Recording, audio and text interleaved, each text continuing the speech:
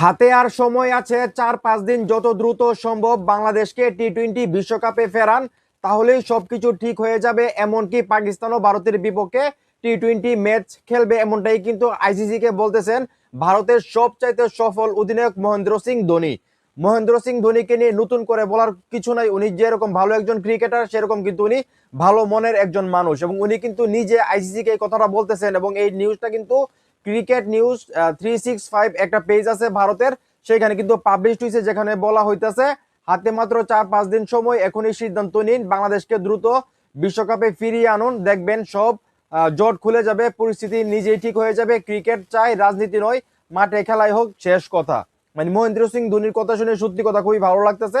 এই প্রথম দেখলাম ভারতে গোবর খুরদের মানে বিপক্ষে গিয়ে মানে একজন কথা বলতে, সঠিক কথা বলতে।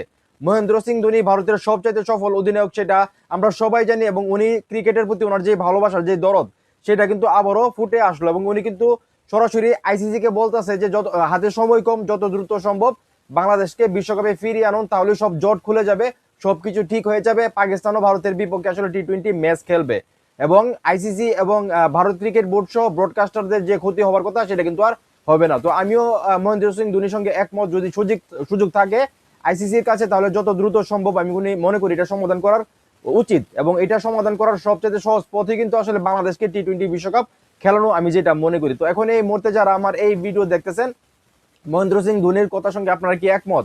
আপনারা কি মনে করেন বাংলাদেশকে আসলে টি-20 বিশ্বকাপে আবারও যদি আইসিসি ফিরাই, তাহলে সব জট খুলে যাবে, সব সমস্যার সমাধান হয়ে যাবে, আবারও আসলে পাকিস্তান ভারতের বিপক্ষে ম্যাচ খেলবে, এবং বিশ্বকাপটা আসলে সুন্দরভাবে অনুষ্ঠিত হবে? তো আপনাদের কি মতামত সেটা অবশ্যই কমেন্ট করে জানাবেন। এবং মহেন্দ্র সিং ধোনি এত সুন্দর আসলে কথা বলেছেন বাংলাদেশকে নিয়ে, বিশ্বকাপ নিয়ে, এই বিষয়টা আসলে আপনাদের কাছে কিরকম লেগেছে সেটাও কমেন্ট করে জানাবেন। ভিডিওটা ভালো লাগলে অবশ্যই শেয়ার করবেন।